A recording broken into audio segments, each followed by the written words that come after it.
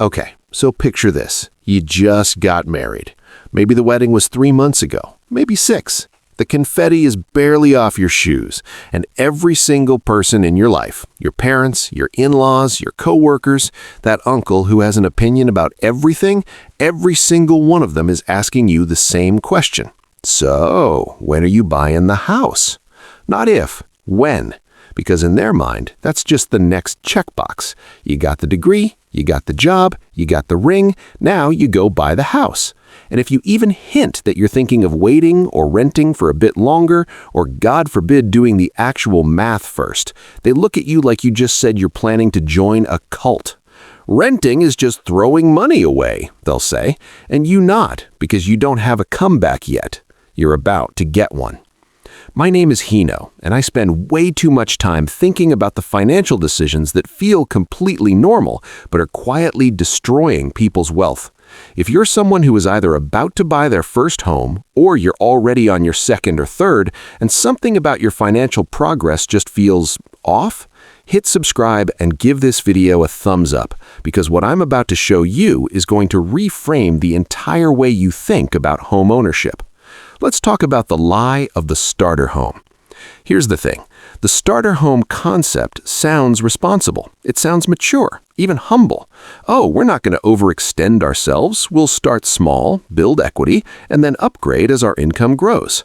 That sounds like a plan a financially savvy person would make. And honestly, the intention behind it is fine.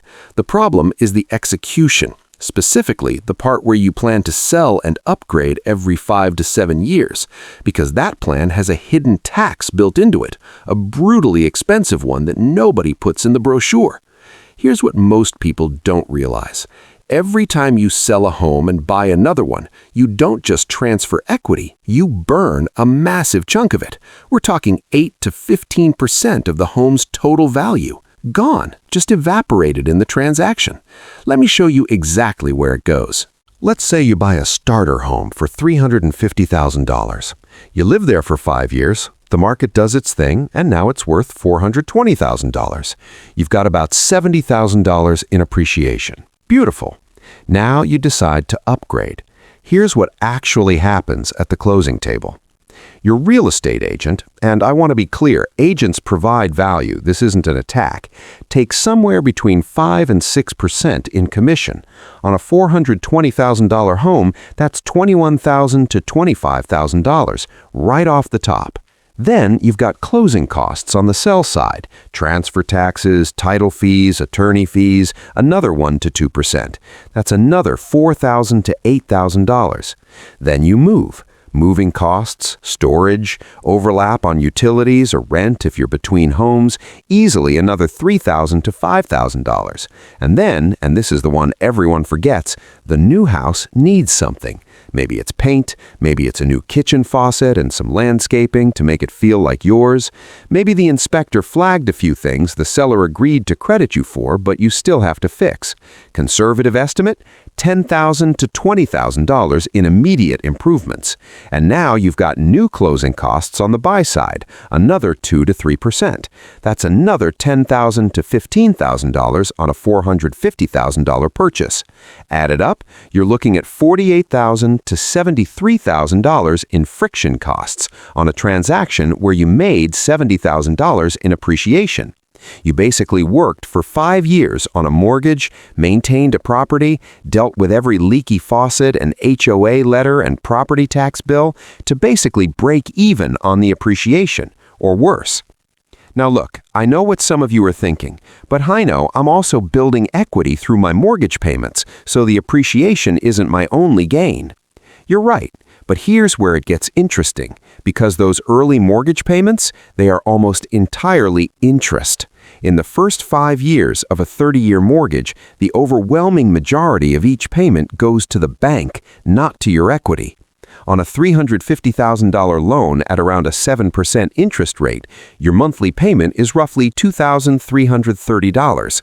In month 1, about $2,040 of that goes to interest. You're putting less than $300 into actual equity. By year 5, you've only paid down maybe $18,000 to $22,000 of principal. So yes, you have equity, but far less than most people imagine. Here's the psychological trap. We see a big number, $420,000, and we feel rich. We think about how much the house has grown and forget to subtract everything we're about to spend to exit that house. It's called anchoring bias, and the real estate industry knows it intimately. The listing price anchors your brain to a feeling of wealth that the transaction costs will quietly dismantle. Now let me introduce you to two families. I want you to watch what happens to them over 30 years. Family A, let's call them the Anthonys, buy a starter home for $280,000. It's a solid 3-bedroom, not their dream home, but it's in a good area. They plan to upgrade in 5 years, and they do. They sell for $330,000, burn about $40,000 in friction costs, and buy a bigger place for $420,000. 5 years later, they do it again. New baby, need more space, neighborhood has changed, whatever the reason, they sell and upgrade again. By 30 years in, the Anthonys have done this cycle 4 times, 4 complete transactions with all the associated costs. Family B, the Collins, buy a home for $320,000. It's slightly bigger than the Anthony starter, maybe at the upper edge of their comfort zone, but still within their means. And then they just stay. They make small improvements over the years, they pay their mortgage consistently, and they stay. Let me show you the math. The Collins home, appreciating at an average of 4% annually, which is roughly the long-run average for residential real estate, is worth about $1.04 million at the 30-year mark. Their mortgage is paid off. They own it free and clear. Their net real estate wealth is just over $1 million. The Anthonys have upgraded 4 times, each time buying a bigger home, each time burning friction costs.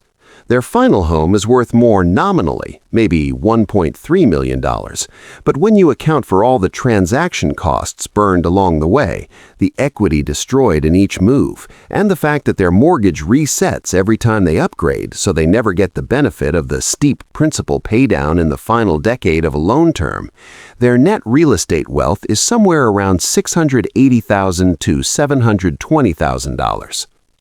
The family that stayed put beats the serial upgrader by over $300,000 in real estate equity alone. And when you factor in what those friction costs could have done if invested, say $50,000 in friction costs per transaction invested 4 times at a 10% average return, you're looking at an additional $400,000 to $500,000 in lost investment wealth. You get to north of $700,000 in total wealth difference, all because one family kept moving and one family didn't. Here's the thing, nobody told the Anthonys this. They were doing what they were supposed to do, climbing the property ladder, upgrading as their income grew, making rational, socially approved financial decisions, and they got absolutely punished for it. Now you might be thinking, okay, but what about the family that genuinely outgrows their home? What about 3 kids in a 2-bedroom? And that's a fair objection, a real one. I'm not saying never move. I'm saying most upgrades are not driven by genuine necessity. They're driven by something far more powerful and far more expensive, lifestyle creep disguised as financial maturity. Think about how many people you know who have upgraded homes not because they literally could not fit anymore, but because the kitchen felt dated, or they wanted a home office after COVID, or the neighbors got a bigger place and suddenly their place felt small by comparison. According to research from the National Association of Realtors, the #1 reason people cite for selling is needed more space. But when you dig into the data, the average square footage per person in American homes has more than doubled since 1950. We are not running out of space. We are running into a cultural narrative that says more space equals progress. The psychology here is something called hedonic adaptation on the way up, combined with a phenomenon researchers call social comparison housing. What that means in plain English, once you upgrade, your new home becomes the new baseline. The excitement fades in about 6 to 18 months, but you still see your friends' homes, you still scroll through real estate listings on your phone at 11 p.m., and the engine of wanting more never turns off. So the cycle repeats. And the bank, your mortgage lender, is absolutely thrilled because every time you reset to a new mortgage, they get to charge you primarily interest all over again. This is where it gets interesting. The mortgage amortization schedule is one of the most misunderstood financial documents in everyday life. Your 30-year mortgage is structured so that you pay the most interest at the beginning and the most principal at the end. The bank gets their profit first.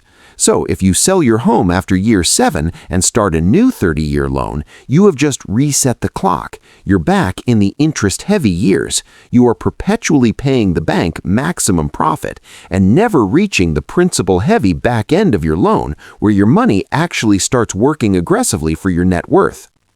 The person who buys once and stays put for 25 to 30 years eventually reaches a magical zone in their amortization schedule, roughly years 20 through 30, where almost every single payment is going into equity. The person who serial upgrades never gets there. They are permanently a customer of the bank's most profitable years. Now look, I want to be practical here because I don't think the solution is never upgrade ever. The solution is to think about home ownership with ruthless honesty about the actual costs of moving, and to be skeptical of the cultural pressure that treats upgrading as automatically sophisticated. So, what does the right approach actually look like? First, buy slightly below your maximum. I know that sounds obvious, but almost nobody does it. The bank will tell you that you qualify for $500,000. The cultural voice in your head will say, buy what you can afford. But there is a meaningful difference between what you can buy and what you should buy. Buying at 85% of your maximum leaves you flexibility, lowers your monthly payment, and critically, it makes the home livable for longer without feeling like you need to upgrade. Second, before you decide to sell and upgrade, do the full friction cost calculation. I mean a real one. Get actual quotes from movers. Look at current agent commission rates in your market. Estimate your closing costs, your immediate renovation budget on the new home. Write it all down. Add it up. Then ask yourself honestly, does this move actually improve my financial position, or does it just change my address? Third, think about the renovation option before the selling option. Here's something the real estate industry definitely doesn't want you to think about. In many cases, you can transform your existing home for a fraction of what a transaction would cost you. A kitchen renovation might run $30,000 to $60,000. A bathroom addition, depending on your market, another $30,000 to $50,000. A garage conversion or basement finishing, maybe $40,000 to $70,000. Yes, those are meaningful costs, but compare them to the $60,000 to $90,000 in friction costs from selling and buying, plus the mortgage reset, plus the moving disruption, plus the emotional energy. The renovation often wins, and it definitely wins if you're in a home with a mortgage rate you locked in at a historically low period, which a lot of people did between 2019 and 2022. Those people especially should think very carefully before they sell, because they would be trading a below-market rate for whatever the market is today. Fourth, and this one is psychological, be deliberate about what your real goal is.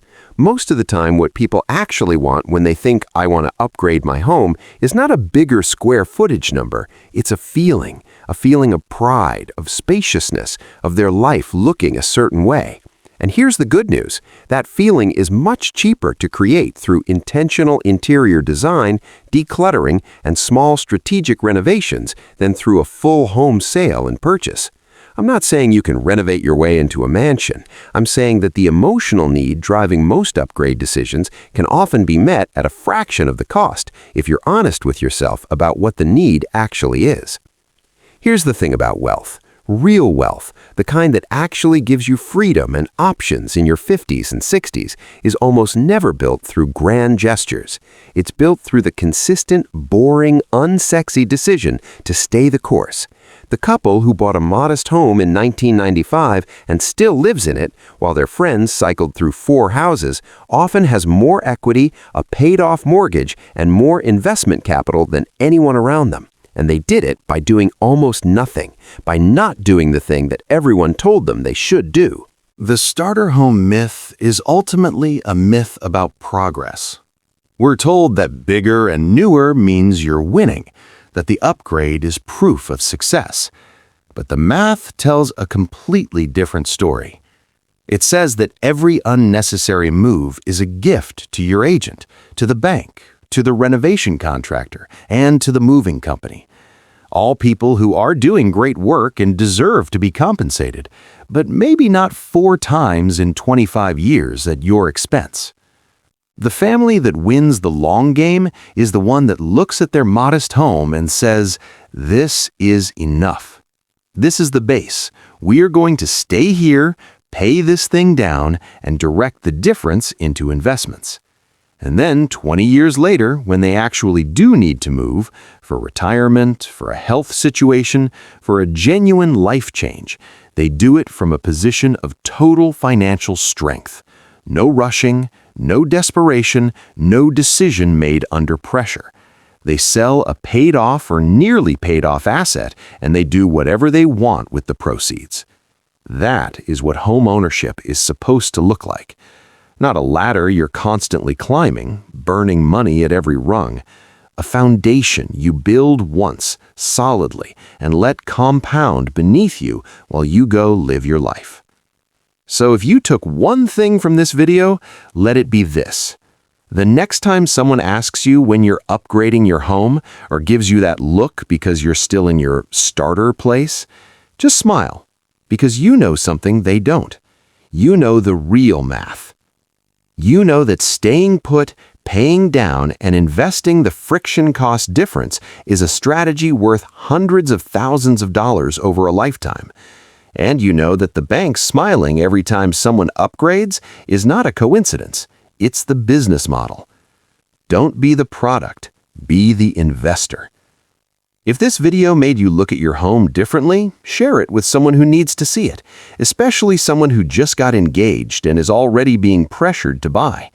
And if you want to go deeper on how to actually analyze whether buying, selling, or renovating is right for your specific situation, I've got more videos coming on exactly that. I'll see you in the next one. Remember, every dime is a dime.